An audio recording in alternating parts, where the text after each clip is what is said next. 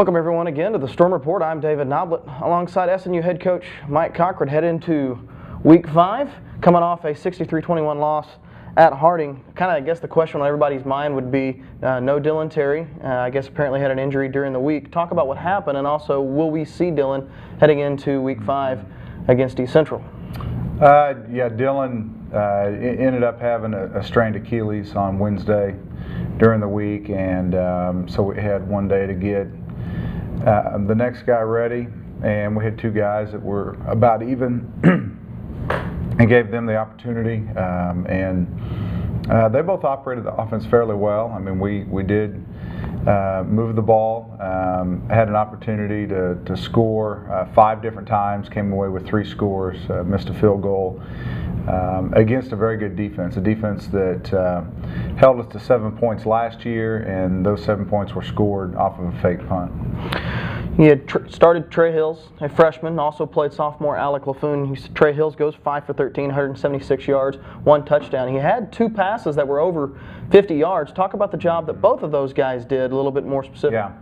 Both of them did a nice job. You know, the biggest thing, your first live action, which it was for each of them, that rush seems to be coming at you pretty fast. They could have been more patient, stayed in the pocket, and that would have certainly have helped, you know, on a few throws in terms of accuracy.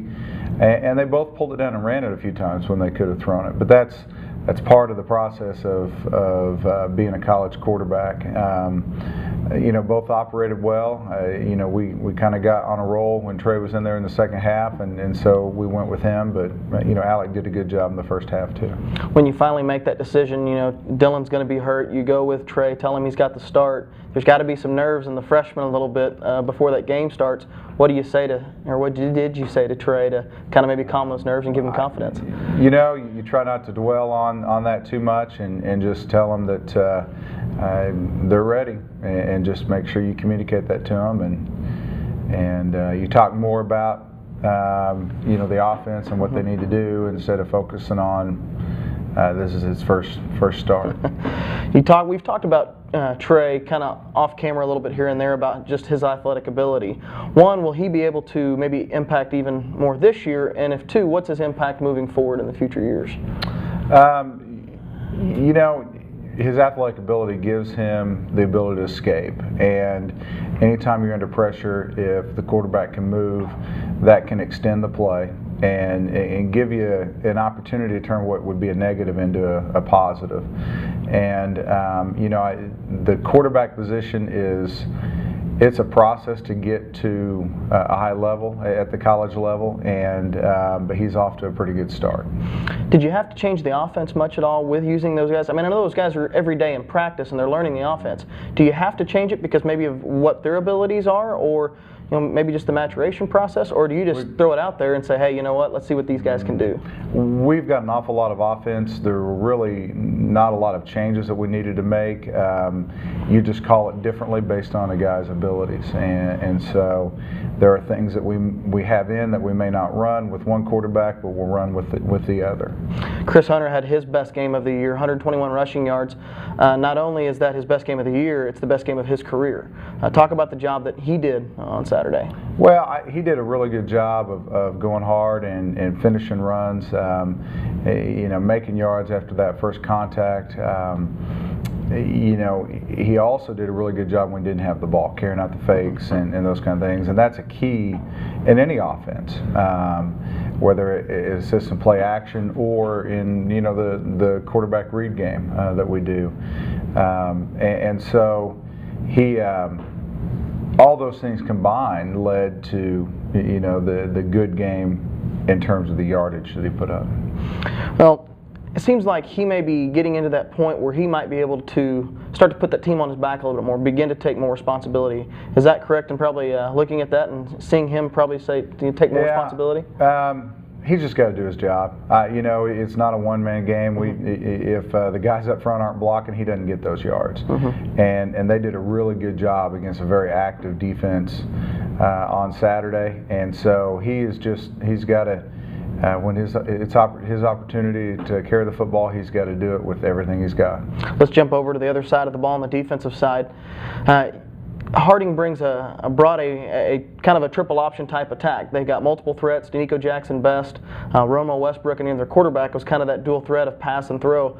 What's it like to prepare for an offense like that? You have to be disciplined. You have to have, you do have to tweak the defense a little bit. You only see something like that one time a year, and that's one of the reasons they run it. Is it's difficult to prepare for.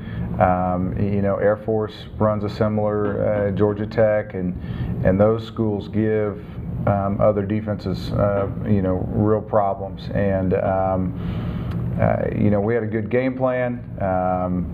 You know, certainly, you know, some missed tackles contributed to, you know, some of the plays that they had, and some missed coverages. You know, they get that's really one of the biggest difference in the game. They get you playing the run so heavy.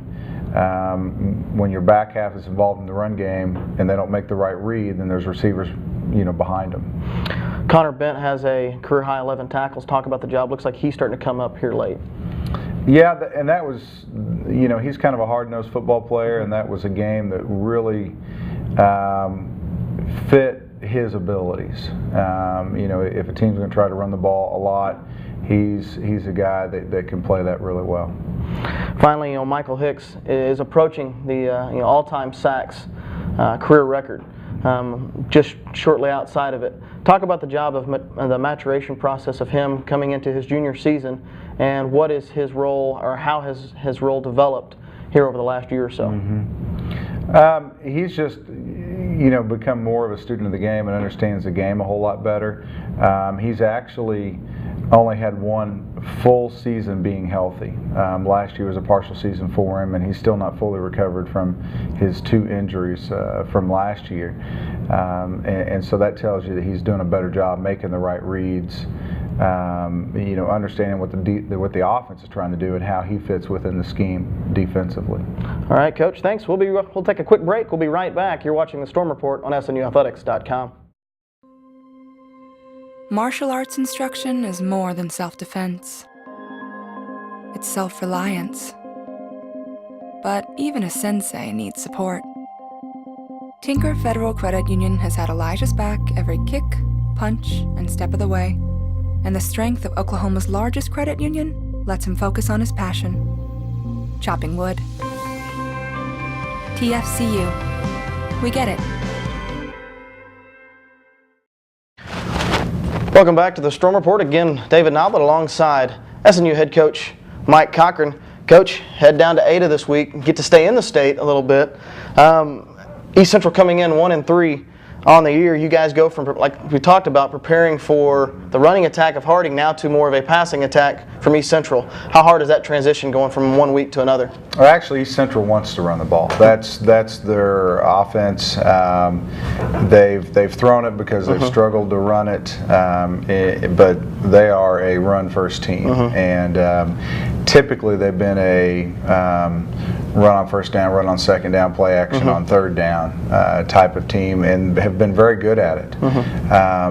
They have expanded that a little bit this year to throwing the ball some, and so with any team, the goal number one is to stop the run and to make them throw the ball. They have some big receivers, and they've got a quarterback who's very athletic, so they're pretty good at it. You just touched on right there on Spencer Bond, their quarterback, nearly 1,000 yards this year, but he's also their leading rusher, which goes into what you're talking about, them being a run-first team. How hard is it to prepare for you know, a run-pass guy like Spencer Bond? Again, you have to be disciplined. You have to have someone who's responsible for the quarterback, you know, not only on run downs, but also on passing downs. And he's a guy who can escape the pocket and pull it down and get 10 yards.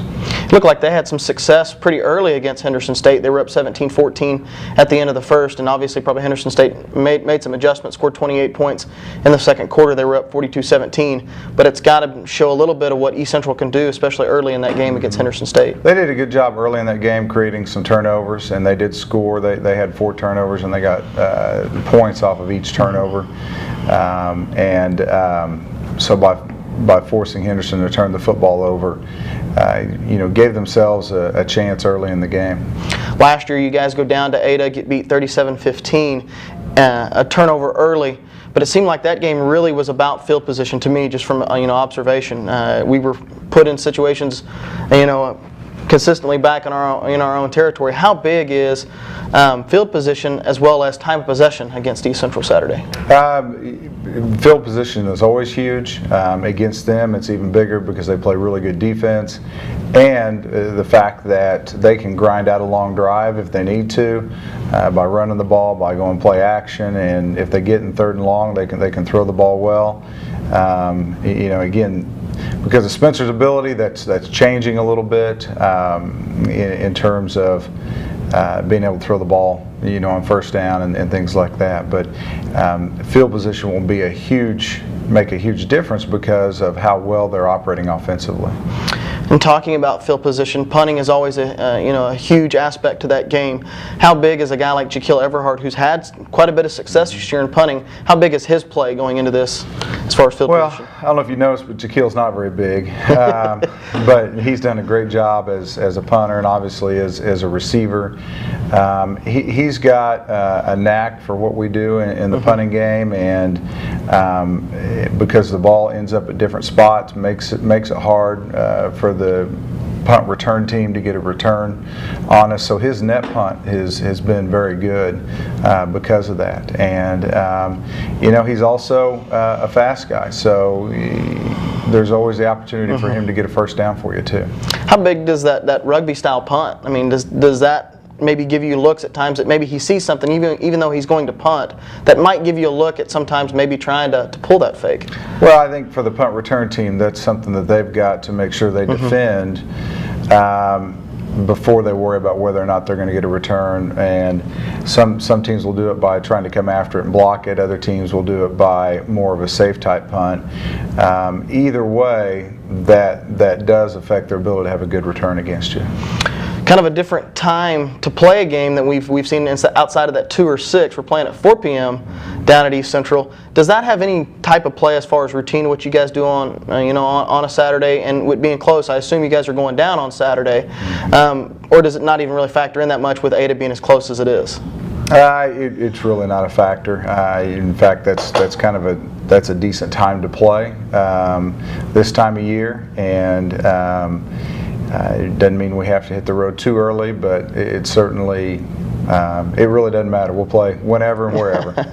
Finally, if you've got to boil down Saturday to 3 key points, what would those 3 key points be into SNU getting the win on Saturday? Well, really, we got to run the ball well. We have to stop the run, and then we got to win the turnover battle. I appreciate it, Coach. That's week 5 edition of the Storm Report. Join us next week as we'll take a look back at the East Central game, and we'll look forward to Southeastern Oklahoma State.